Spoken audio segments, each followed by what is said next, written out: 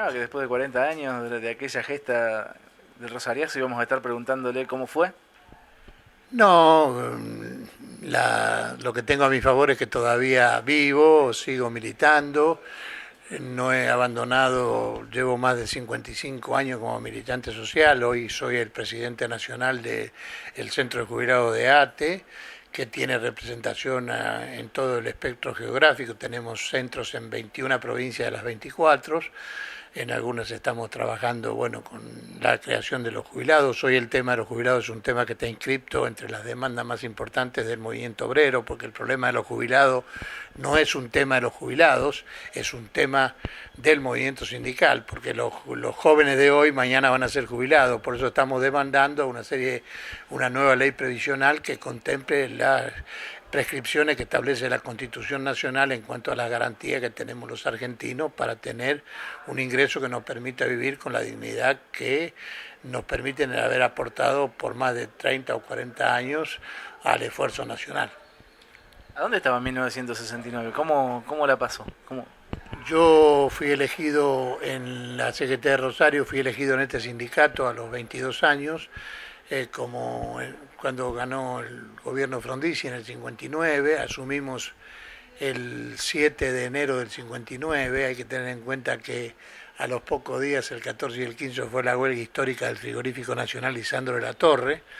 Así que bueno, y en el año 63 había que renovar, había una comisión provisoria en la CGT, había ganado la CGT Nacional José Alonso, entonces había renovaciones en todas las delegaciones de la CGT. Hay que tener en cuenta que en ese tiempo la CGT Rosario abarcaba el departamento San Lorenzo y Villa Constitución, y bueno, yo fui propuesto como candidato a ser el secretario general de la CGT, así que a partir del 63, bueno, y le dimos una impronta de participación masiva de todos los sectores, estudiantes, obreros, ONG, profesionales, y fuimos gestando, bueno, una presencia en esta ciudad que nos caracterizaba como, bueno, un planteo social justo, plural, democrático, y bueno, eso fue generando una enorme confianza en el seno del pueblo en general, de la sociedad en su conjunto, habiendo atravesado momentos muy difíciles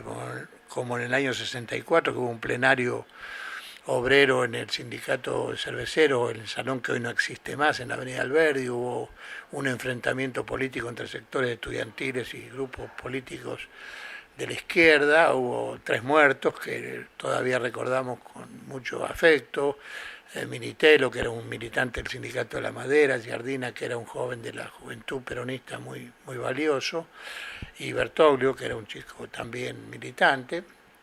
Salvamos nuestra vida por casualidad, y bueno, Rosario se había convertido en un polo de gran significación. Había en ese tiempo un eje geográfico que era Rosario, Tucumán y Córdoba, donde el conflicto social estaba permanente. Hay que tener en cuenta que en la FOTI en Tucumán era una expresión que era casi todo Tucumán. Después en el 66, cuando el golpe de Onganía privatizaron todos los ingenios y intervinieron la FOTIA, mataron a Tilio Santillán, que era un joven, que era un líder, a Benito Romano, que había sido integrante de la CGT, después fue integrante de la CGT de los argentinos y después lo mataron. Así que bueno, hay toda una cronología de hechos que han quedado registrados como hechos históricos del movimiento sindical, ¿no? Y este sindicato, del cual nosotros yo soy afiliado desde los 14 años, porque fui alumno de la escuela de aprendices, éramos menores de edad, pero nos podíamos afiliar, pagábamos una cuota de 50 centavos, porque cobrábamos una beca, y bueno, llevo casi más de 60 años como afiliado de este sindicato. Así que un poco todo eso, bueno, después tiene su epicentro fundamental en el Rosariazo, en el primer Rosariazo, que fue el 21, 22 y 23 de mayo. Esto se generó porque habían matado a un estudiante en Corrientes, el rector de la facultad del NOA, del NEA, mejor dicho, había aumentado el ticket estudiantil del comedor. Los estudiantes salieron a manifestarse y por esa ironía del destino, en la Plaza Cabral, que es la plaza céntrica de Corrientes, lo mataron a un estudiante, Juan José Cabral.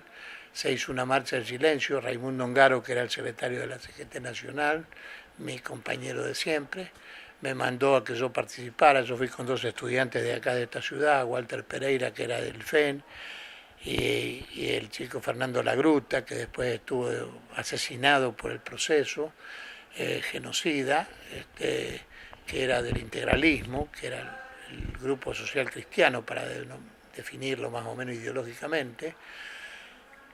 Y bueno, y después acá hicimos una reunión y avanzamos en decretar una movilización. Acá lo matan el 16 a Bello. Yo estaba en el obispado de Resistencia en el Chaco, con la juventud en el Chaco, que era muy valiosa. Yo ya había estado dando charlas allí, y me avisan de la muerte de Bello en la Galería Melipal, porque salieron a manifestar ante el comedor universitario, estaba en la calle Corrientes. Yo vuelvo para Rosario, hay una movilización de los estudiantes y matan a un joven que era estudiante y obrero metalúrgico, a Blanco, frente a LT8. La disculpa de la policía fue que decían que iban a tomar el LT8, lo cual no era el objetivo ese. Un estudiante que después se recibió y era político, Aníbal Reinaldo, lo quiso ingresar al Sanatorio Palas, que estaba acá en la calle Italia. La policía se lo impidió y el chico murió desangrándose en la calle. En el velatorio de este chico se reunieron más de 10.000 personas acompañando el féretro hasta el cementerio.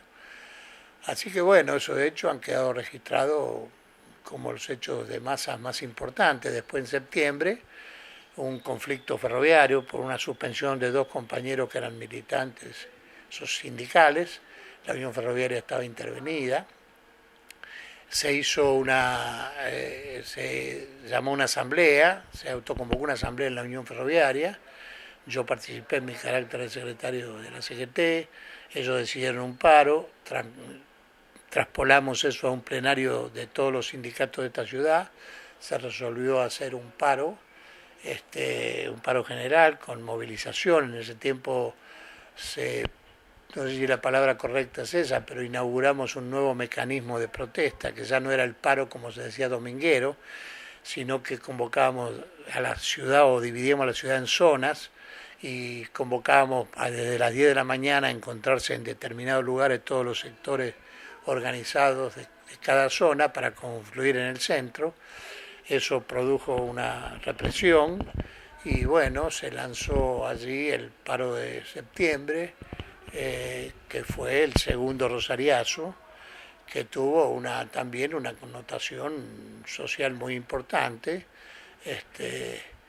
Y bueno, todo eso nos fue poniendo a nosotros en una situación, o por lo menos a Rosario, en una situación de privilegio, de avanzada, en cuanto a las demandas y los reclamos sociales, muchos de los cuales todavía no están totalmente satisfechos. No sé si alcanza con esto, o si ustedes quieren preguntarme algo específico. Dale, que la tribuna se viene abajo, que el viejo dicho. Y decretamos un paro. Nunca se había parado, 17 días y medio.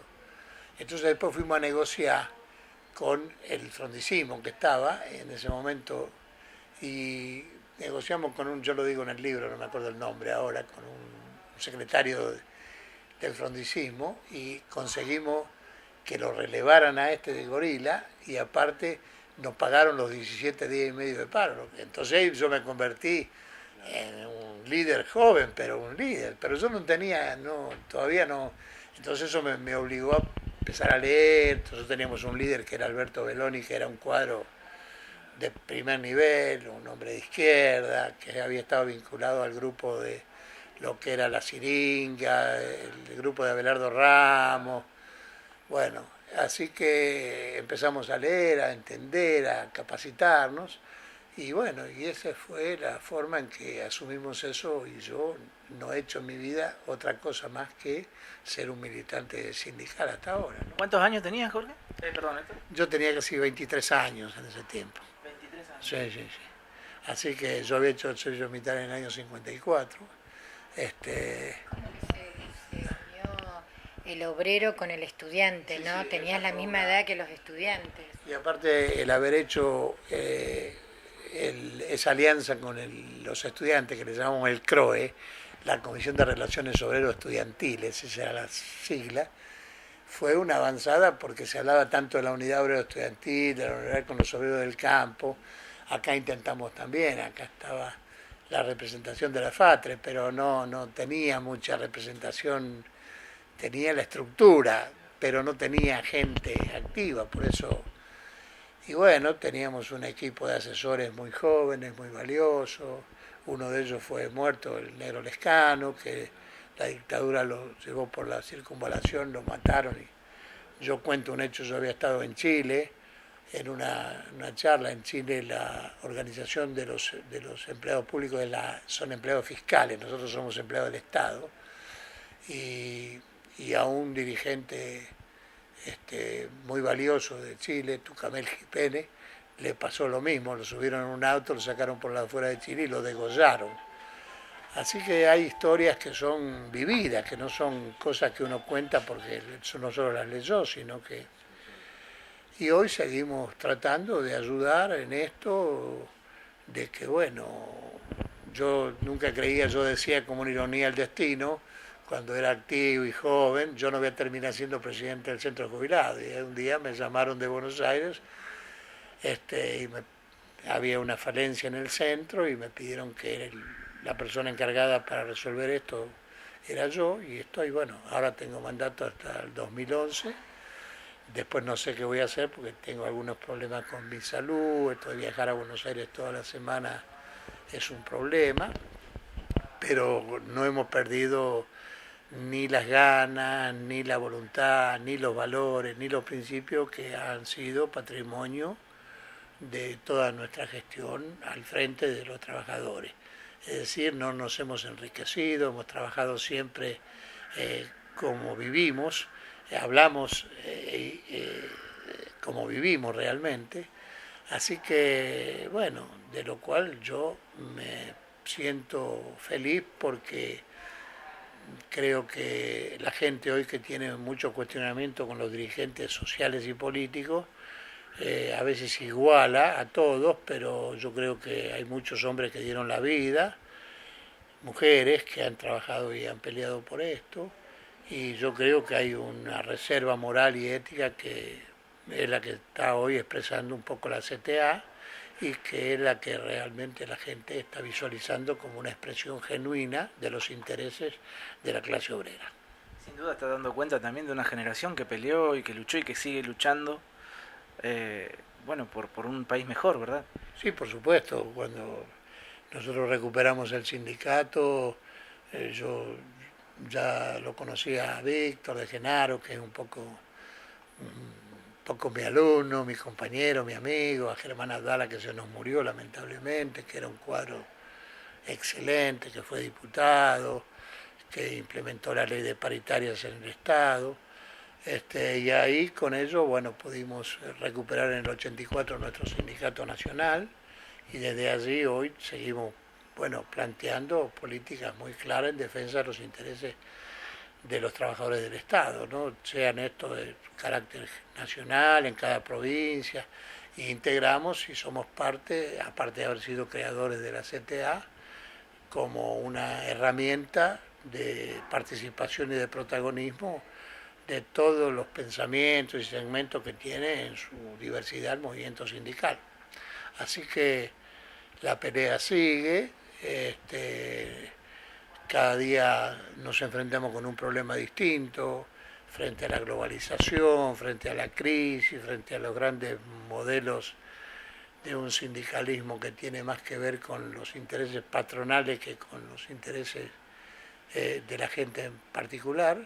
Así que, bueno, esta es la pelea que nos compromete y que nos sigue teniendo permanentemente activando en la búsqueda de esa solución que tanto aspiramos. Si me permite, Héctor, me parece que usted su vida es el reflejo de que no se hizo poco, sino que se avanzó mucho y bueno, falta mucho, pero estamos en eso, ¿no? En esa lucha. Sí, por supuesto, pero yo soy uno más de los tantos, de los que han perdido, que han ofrendado la vida, desde Felipe Vallés, desde Luis Olea, desde Hilda Molena de Guerrero en Tucumán, desde los muertos del Cordobazo, de los muertos que tenemos acá en las movilizaciones como un obrero metalúrgico Neumann. Así que, bueno, yo he tenido la suerte de sobrevivir, pero en homenaje a esas muertes y a esas luchas he tratado de ser consecuente y coherente con lo que uno dice y con lo que uno hace, ¿no?